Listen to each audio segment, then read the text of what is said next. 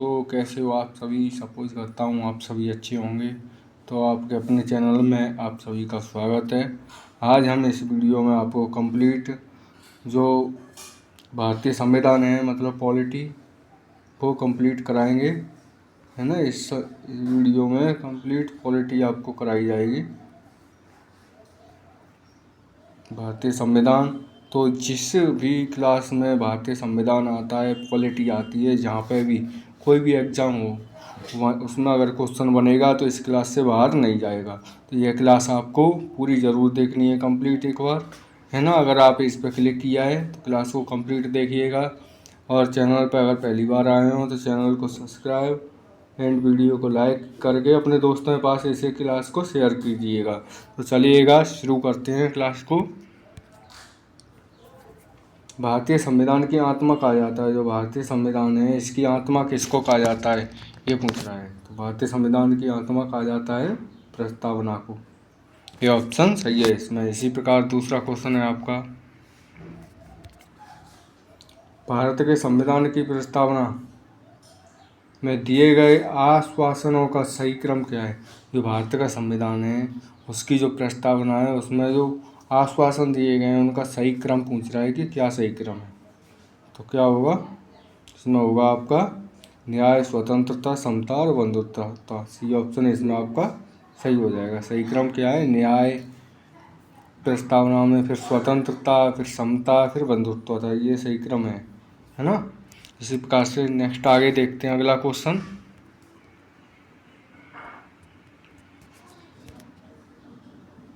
धर्मनिरपेक्षता से तात्पर्य है। धर्मनिरपेक्षता से क्या तात्पर्य है बताइए। तो इसमें क्या होगा, धर्मनिरपेक्षता से तात्पर्य राजस्थान का संबंध किसी धर्म से नहीं। यह धर्मनिरपेक्षता से तात्पर्य है कि जो राजस्थान है उसका संबंध है वो किसी भी धर्म से नहीं है। मतलब राज्य का संबंध किसी भी धर्म से नहीं है। धर्मनिरपेक्षता का मतलब होता है जैसे कि हमारा भारत है तो यह धर्मनिरपेक्ष राष्ट्र है। कैसा धर्मनिरपेक्ष राष्ट्र, तो इसमें सभी धर्म के लोग एक साथ रहते हैं। सभी धर्म के लोग एक साथ रह सकते हैं। इसमें किसी ही भी एक धर्म को स्पेशल मान्यता नहीं दी गई है कि एक ही धर्म राष्ट्र हो। जैसे हिंदू राष्ट्र हो जाए, जैसे पाकिस्तान मुस्लिम राष्ट्र है, इसी प्रकार से अन्य धर्म को, इसमें सभी धर्मों को समानता के साथ देखा जाता है ना। समानता दी गई है, यही धर्म निरपेक्षता कहलाता है। तो राज्य का संबंध किसी भी एक धर्म से नहीं है, सभी से है। चलिएगा नेक्स्ट क्वेश्चन देखते हैं।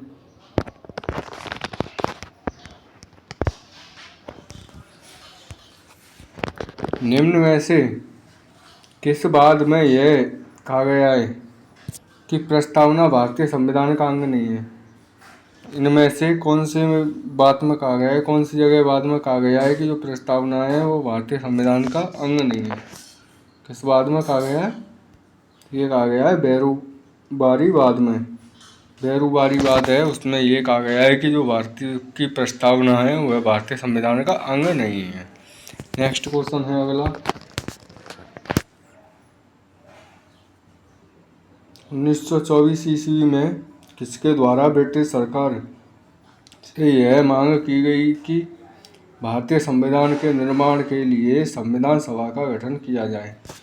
तो 1924 में किसके द्वारा ब्रिटिश सरकार से मांग की गई थी कि भारतीय संविधान के लिए संविधान सभा का गठन किया जाए। बताइए किसने की थी। तो इसमें आपका सही आंसर होगा मोतीलाल नेहरू के द्वारा यह मांग रखी गई थी कि भारतीय संविधान सभा का गठन किया जाए, है ना। नेक्स्ट क्वेश्चन अगला देखते हैं। वीडियो अच्छी लग रही हो तो वीडियो लाइक एंड चैनल को सब्सक्राइब ज़रूर कर लीजिएगा दोस्तों। और पहली बार आए हो तो अपने दोस्तों के पास शेयर कीजिए। टॉपिक वाइज ये आपके क्वेश्चन है।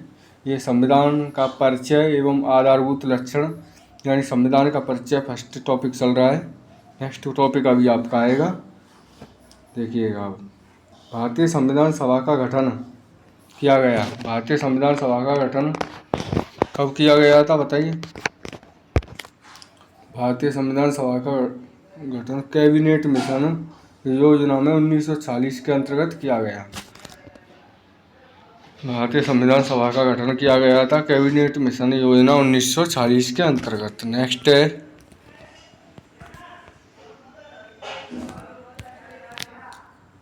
इन व्यक्तियों से कैबिनेट मिशन का सदस्य नहीं था। इन व्यक्तियों में से कौन सा नहीं था? ये जो चार दिए गए हैं इनमें से ये पूछ रहा है कि जो कैबिनेट मिशन का सदस्य नहीं था, तो कौन नहीं था कैबिनेट मिशन का सदस्य? तो वो नहीं था आपका विलियम वुड, कैबिनेट मिशन का सदस्य नहीं था। बाकी स्टैफोर्ड क्रिप्स, पैथिक लॉरेंस, एवी अलेक्जेंडर, ये सभी आपके कैबिनेट मिशन के सदस्य थे। विलियम वुड नहीं थे, है ना। नेक्स्ट क्वेश्चन है, संविधान सभा में सदस्यों का चुनाव कैसे हुआ था? तो संविधान सभा में जो सदस्यों का चुनाव हुआ था वह किस प्रकार से हुआ था? तो इसमें क्या है सही? प्रांतीय सभाओं के द्वारा संविधान में सदस्यों का चुनाव किया गया था, सीधे जनता द्वारा नहीं किया गया था। यह किया गया था प्रांतीय सभाओं के द्वारा। उस समय जो प्रांत की जो भी सभाएं थीं उनके मध्य चुनाव हुआ था। चलिए नेक्स्ट क्वेश्चन देखते हैं अगले।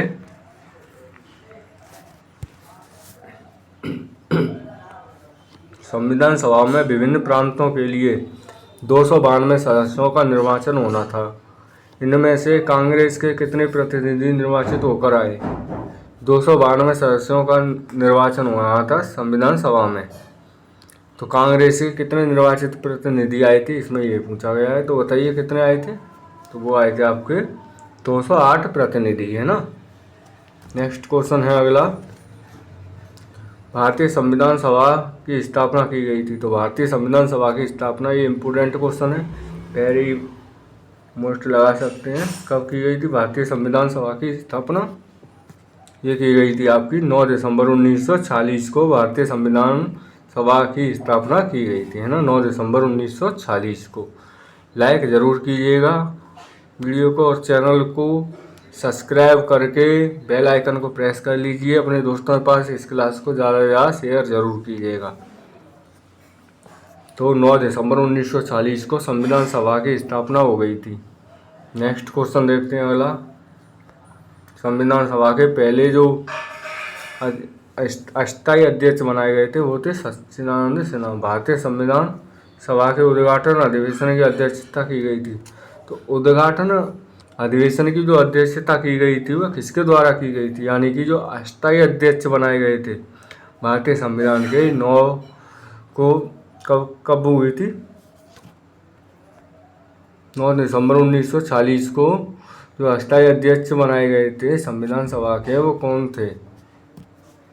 तो वो थे आपके सच्चिदानंद सिन्हा को अस्थायी अध्यक्ष बनाया गया था। पहली फर्स्ट बैठक हुई थी वह सच्चिदानंद सिन्हा की अध्यक्षता में हुई थी।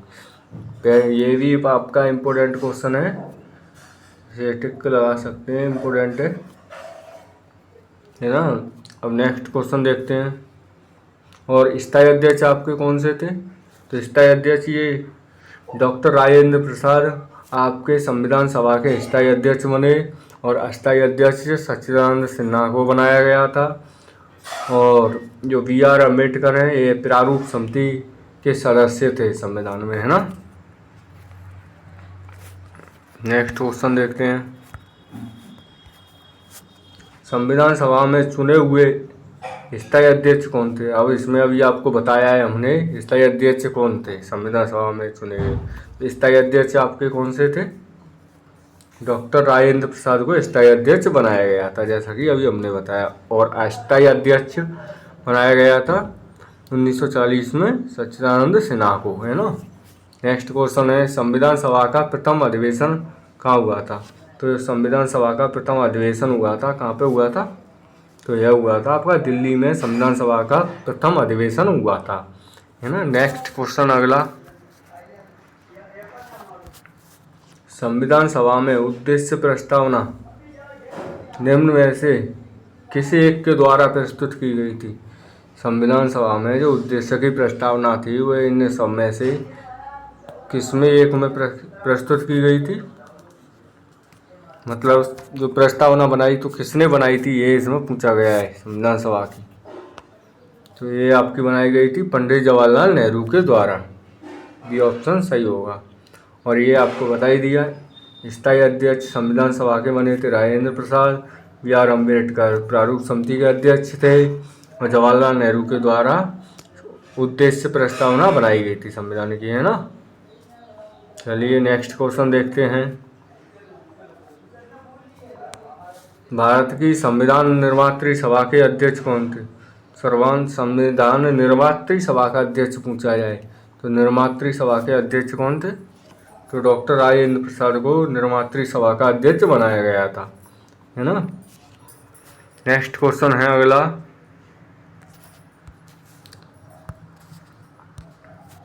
राजस्थान के प्रथम मुख्यमंत्री और संविधान सभा के सदस्यों के लिए समान अधिकार के प्रस्तावक कौन थे?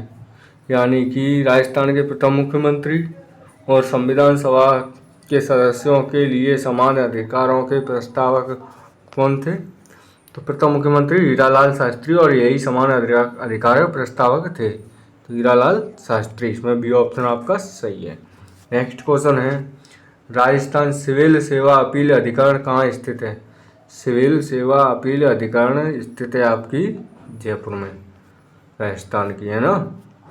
यह आपके कोई भी एग्जाम होगा आपका राजस्थान का, पॉलिटी जिसमें आती हो, मतलब पॉलिटी, भारतीय संविधान आता है, राजस्थान संविधान आता है, उन सब के लिए बहुत ही ज़्यादा इम्पोर्टेंट क्लास है ये। जैसे अब राजस्थान में बहुत से एग्ज़ाम चल रहे हैं, 4th ग्रेड चल रहा है, रीट होगा, रीट में तो पॉलिटी, हाँ, जिस एग्ज़ाम में भी आपकी पॉलिटी आती है, मतलब संविधान आता है, उसके लिए यह क्लास इम्पोर्टेंट है। इससे कई बहुत सारे क्वेश्चन बनेंगे, तो इससे पूरी क्लास को कंप्लीट ज़रूर देखिएगा और चैनल को सब्सक्राइब ज़रूर कर लीजिए, है ना। राज्य के राज्यपालों, जो राज्य के राज्यपालों की केंद्र द्वारा नियुक्ति के प्रावधान को लिया गया है, जो केंद्र द्वारा राज्य के राज्यपालों की नियुक्ति की गई है, तो किसके द्वारा प्रावधानों को लिया गया है? तो इसमें आपका सही हो, कनाडा से लिया गया है। नियुक्ति का प्रावधान कहाँ से लिया गया है? राज्यपालों की नियुक्ति का केंद्र में कनाडाई संविधान से। नेक्स्ट क्वेश्चन है, राजस्थान राज्य के किस मुख्यमंत्री का कार्यकाल सबसे कम अवधि तक रहा था? तो राजस्थान का ऐसा कौन सा मुख्यमंत्री था जिसका कार्यकाल सबसे कम अवधि तक रहा था? कौन थे वो थे आपके हीरालाल देवपुरा। हीरालाल देवपुरा का सबसे कम कार्यकाल रहा था आपका, है ना। नेक्स्ट क्वेश्चन है, आयोग जिसने राज्यपाल के लिए 5 वर्ष के एक निश्चित कार्यकाल की संस्तुति की थी, कौन से आयोग ने 5 वर्ष के लिए एक निश्चित कार्यकाल की संस्तुति प्रस्तुत की? वो की थी पुंछी आयोग ने। बी ऑप्शन इसमें सही है। नेक्स्ट क्वेश्चन अगला, राजस्थान के वे राज्यपाल जिनका कार्यकाल के दौरान निधन हुआ, ऐसे कौन से राज्यपाल थे राजस्थान के जिनका कार्यकाल के दौरान ही निधन हो गया था? मतलब अपने जो कार्यकाल में मुख्यमंत्री रहते हुए, पद पर रहते हुए निधन हुआ था, ऐसे कौन से राज्यपाल थे वो पद पर रहते हुए जिनका निधन हो गया? तो ये इनमें से छांटना है आपको, पहला, दूसरा, तीसरे, चौथे में से ये देखने हैं कौन कौन से थे।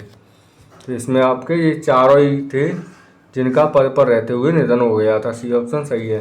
यानी कि A.K. सिंह भी थे, श्रीमती प्रभा राव भी थी, निर्मल चंद्र जैन थे, दरबार सिंह थे। इन सब का निधन पद पर रहते हुए हुआ था, है ना, राज्यपालों का। नेक्स्ट है, राजस्थान में प्रथम राष्ट्रपति शासन की अवधि क्या थी? तो राजस्थान में प्रथम जो राष्ट्रपति शासन लगाया गया था उसकी अवधि क्या थी?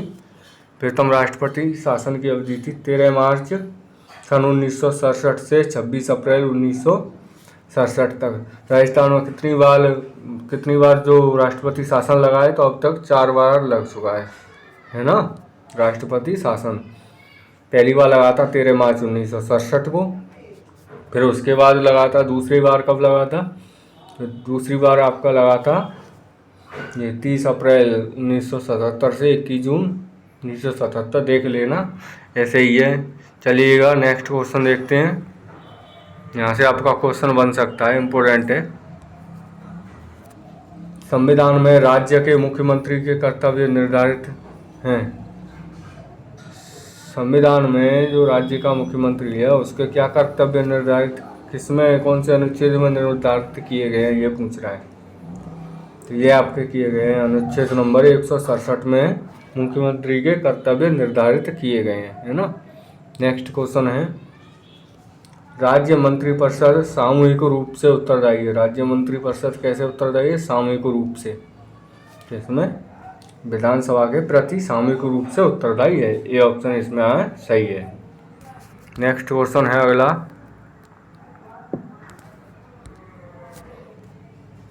राजस्थान के दूसरे गैर राजस्थानी मुख्यमंत्री थे।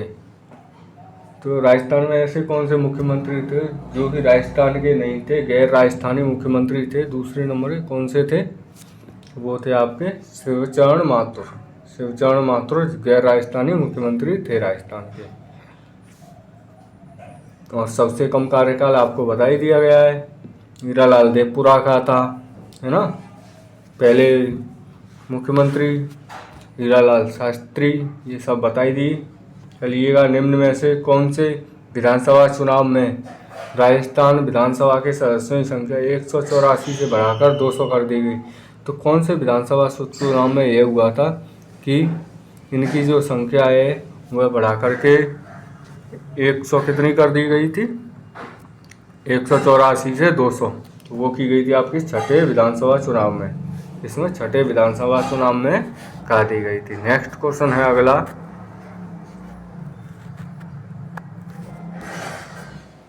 राजस्थान उच्च न्यायालय के मुख्य प्रधान पीठ कहाँ है? जो राजस्थान उच्च न्यायालय है उसकी मुख्य प्रधान पीठ कहाँ पे स्थित है? तो ये है आपकी जोधपुर में मुख्य प्रधान पीठ। राजस्थान के मुख्य प्रधान पीठ उच्च न्यायालय की जोधपुर में स्थित है। इसी प्रकार नेक्स्ट है, लोकसभा में राजस्थान की कितनी सीटें हैं? तो राजस्थान की कितनी सीटें लोकसभा में? लोकसभा में राजस्थानी 25 सीटें हैं। सी ऑप्शन इसमें सही है। नेक्स्ट क्वेश्चन, राजस्थान में प्रथम ग्राम न्यायालय की स्थापना कहाँ हुई? प्रथम ग्राम न्यायालय की स्थापना पूछा जाए तो वो बस्सी में हुई थी। कहाँ हुई थी? बस्सी में। नेक्स्ट क्वेश्चन है अगला,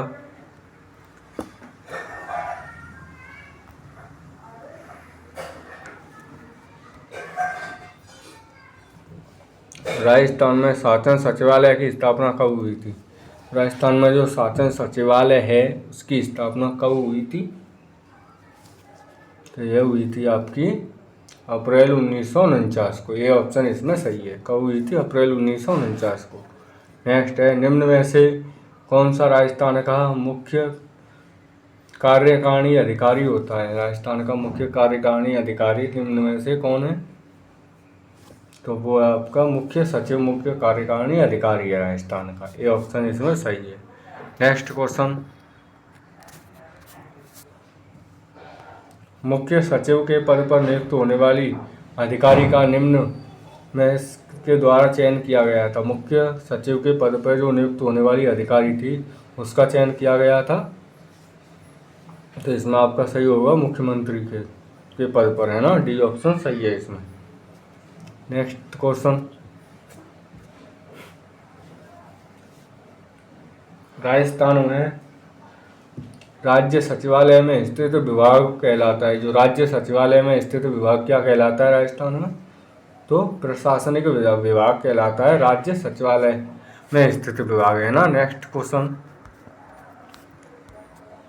निम्नलिखित या निम्नांकित में से राजस्थान में प्रथम मुख्य सचिव कौन है? कौन है राजस्थान के मुख्य सचिव निम्नांकित में से? वो है के राधाकृष्णन। सी ऑप्शन सही है। नेक्स्ट क्वेश्चन, राजस्थान की प्रथम महिला मुख्य सचिव कौन है? राजस्थान की प्रथम महिला मुख्य सचिव पूछा जाए तो कौन है? महिला मुख्य सचिव है श्रीमती कुशल सिंह, है ना। नेक्स्ट क्वेश्चन है अगला,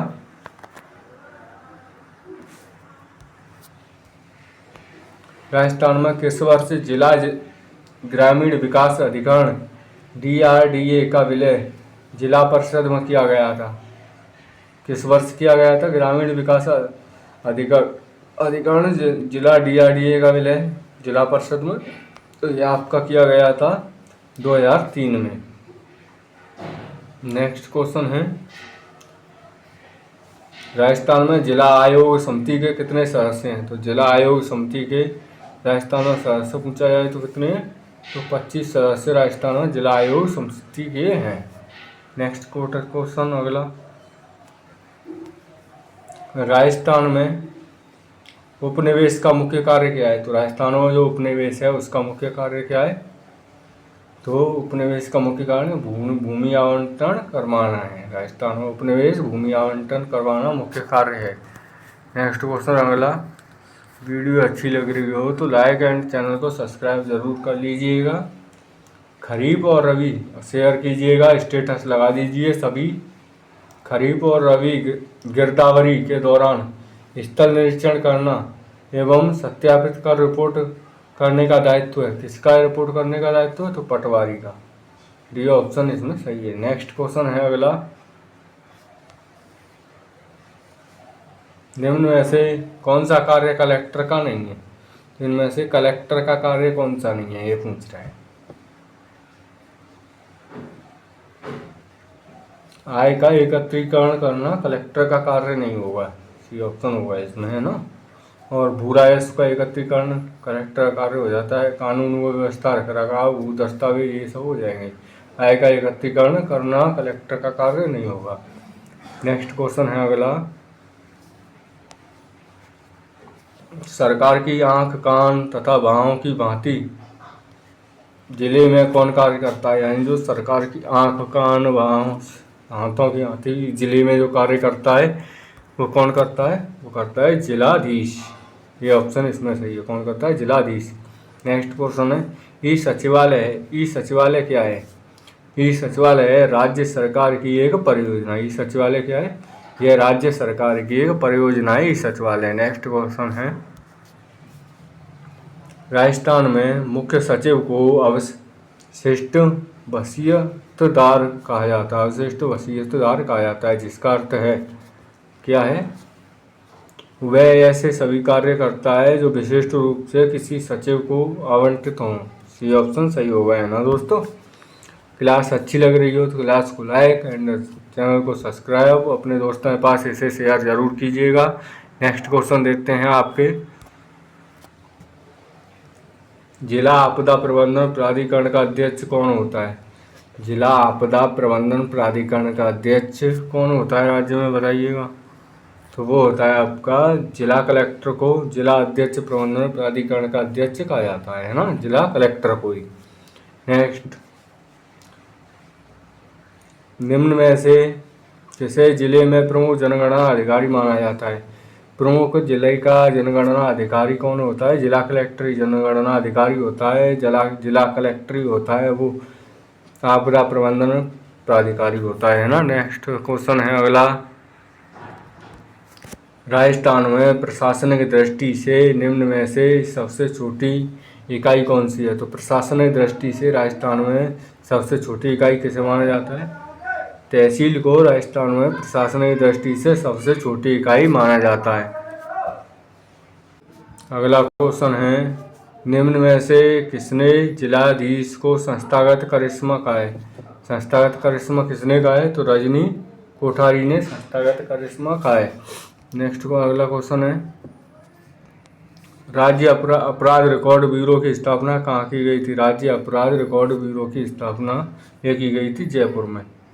ये ऑप्शन इसमें सही है। अगला क्वेश्चन है, राज्य के प्रशासन तंत्र में सर्वोच्च स्तर पर कौन से निकाय है? प्रशासन के स्तर में सर्वोच्च स्तर पर कौन सा निकाय है? तो शासन सचिवालय जयपुर निकाय है। सी ऑप्शन इसमें सही है। अगला क्वेश्चन है, प्रशासनिक दृष्टि से निम्न में से सबसे छोटी इकाई कौन सी है? सबसे छोटी इकाई कौन सी है प्रशासनिक दृष्टि से? तो तहसील को सबसे छोटी इकाई माना जाता है प्रशासनिक दृष्टि से। नेक्स्ट अगला क्वेश्चन है, जिला प्रशासन का मुख्य प्रमुख कौन होता है? जिला प्रशासन का जो प्रमुख होता है वो कौन होता है? तो जिलाधीश ही जिला प्रशासन का प्रमुख होता है। राज्य में संभागीय प्रशासन का मुखिया कौन होता है? तो राज्य में संभागीय प्रशासन का मुखिया कौन होता है? तो वो होता है आपका संभागीय आयुक्त, संभागीय प्रशासन का मुखिया। और नेक्स्ट क्वेश्चन है, राज्य जिलाधीश किसके रूप में कार्य नहीं करता? राज्य जो जिलाधीश है वो किसके रूप में कार्य नहीं करता है? जिला जज के रूप में कार्य नहीं करता है, जिला कलेक्टर के रूप में कार्य करता है, जिला के मुखिया के रूप में करता है, जिला मजिस्ट्रेट के रूप में भी करता है। अगला एंड लास्ट टॉपिक है आपका, है ना, लास्ट टॉपिक है सूचना का अधिकार अधिनियम। देखिए, अभी तक अगर आप चैनल को सब्सक्राइब नहीं करे हैं तो चैनल को सब्सक्राइब जरूर कर लीजिएगा दोस्तों। निम्न में से क्या सूचना का अधिकार अधिनियम 2005 की धारा 4 के अनुसार लोक प्राधिकारी की बाध्यता नहीं है? कौन सा नहीं है? इसमें आपका होगा प्रकाशिक सूचना को हर माह अद्यतन करना, ये ऑप्शन होगा इसमें। नेक्स्ट क्वेश्चन है अगला,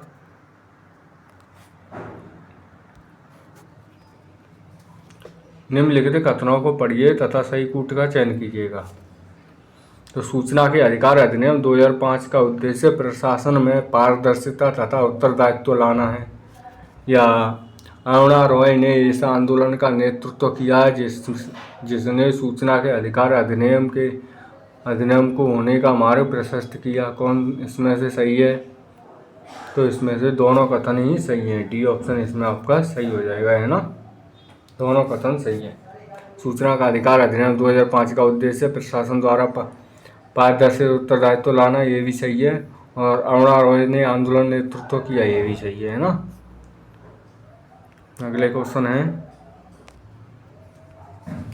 राजस्थान सूचना आयोग सूचना नहीं देने पर अधिकतम कितनी राशि का जुर्माना आरोपित करता है?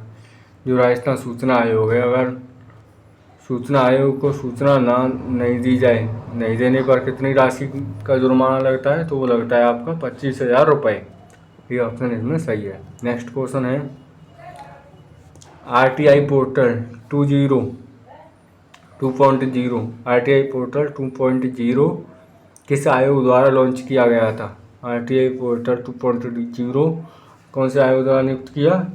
ये किया गया था राज्य सूचना आयोग द्वारा लॉन्च किया गया था। अगला क्वेश्चन, सूचना का अधिकार अधिनियम 2005 को किस धारा के अंतर्गत राजस्थान के लोक अधिकारी एवं राजस्थान राज्य सूचना आयोग के आदेश बाध्यकारी होगा? इसमें होगा, इसमें डी ऑप्शन आपका सही होगा, 19। राज्य के प्रमुख सूचना आयुक्त की नियुक्ति कौन करता है? राजस्थान के जो प्रमुख सूचना आयुक्त है उसकी नियुक्ति कौन करता है? तो राज्यपाल के द्वारा राज्य के प्रमुख सूचना आयुक्त की नियुक्ति की जाती है। ये ऑप्शन सही है इसमें, है ना, राज्यपाल के द्वारा नियुक्ति की जाती है। अगला क्वेश्चन है, राजस्थान राज्य सूचना आयोग का गठन कब किया गया था? राजस्थान राज्य सूचना आयोग का गठन किया गया था 18 अप्रैल 2006 को। राजस्थान राज्य सूचना आयोग का गठन कब किया गया? 18 अप्रैल 2006 को किया गया था। अगला क्वेश्चन, नेक्स्ट क्वेश्चन है, भारत की संसद द्वारा अधिनियम किए जाने के बाद सूचना का अधिकार अधिनियम का शुभारंभ हुआ था। तो कब हुआ था शुभारंभ? तो 22 जून 2005 को नहीं हुआ था, ये इसमें हुआ था आपका 12 जून 2005 को शुभारंभ किया गया था भारतीय संसद द्वारा अधिनियमित किए जाने वाले सूचना का अधिकार 12 जून 2005 को। अगला क्वेश्चन है, लास्ट एंड फाइनल, सूचना का अधिकार दिलाने का अभियान चलाने के लिए किस रोमन मैगसेसे पुरस्कार से सम्मानित किया गया? तो किसे किया गया था? अरुणा रॉय को किया गया था। इसमें सी ऑप्शन है इसमें आपका सही है। मिलते हैं नेक्स्ट वीडियो में। अच्छी लगी हो तो लाइक एंड चैनल को सब्सक्राइब जरूर कीजिएगा।